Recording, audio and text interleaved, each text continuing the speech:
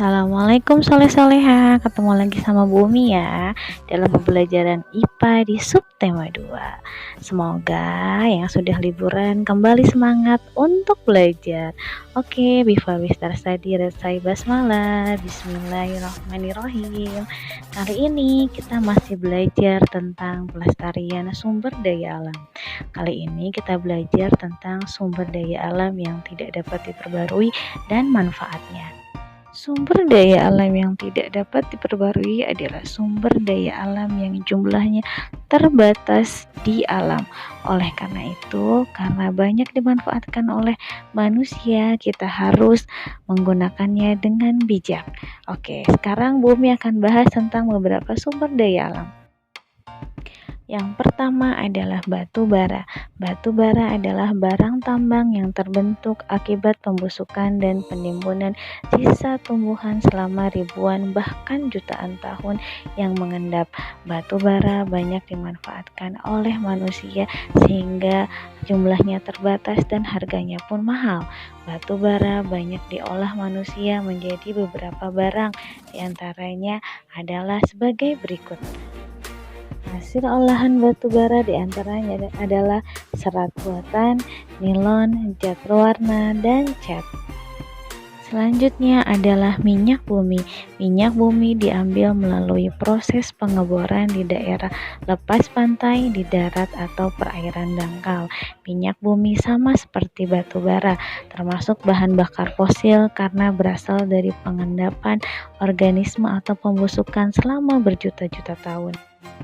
Hasil pengolahan minyak bumi diantaranya adalah LPG yang digunakan untuk memasak, aftur yang digunakan sebagai bahan bakar pesawat terbang, solar atau diesel yang digunakan oleh kendaraan-kendaraan besar, oli, bensin, minyak tanah, minyak tanker, dan ter.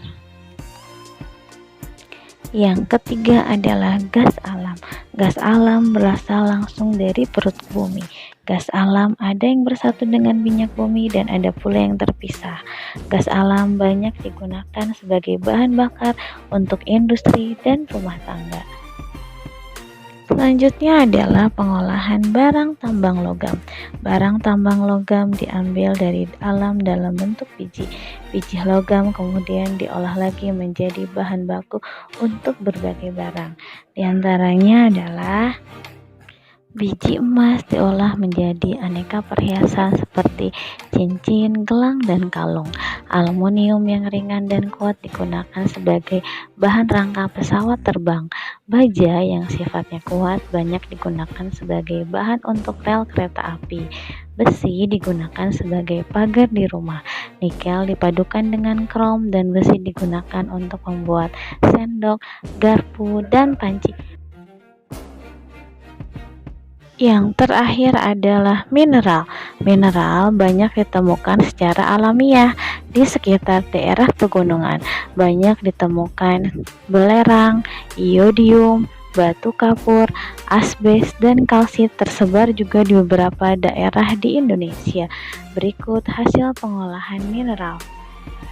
Belerang banyak digunakan sebagai pupuk, bahan bubuk mesiu, dan korek api. Batu kapur banyak digunakan sebagai kapur tulis dan bahan bangunan. Asbes digunakan untuk membuat atap rumah. Iodium banyak digunakan sebagai bahan pramugaram dapur dan obat.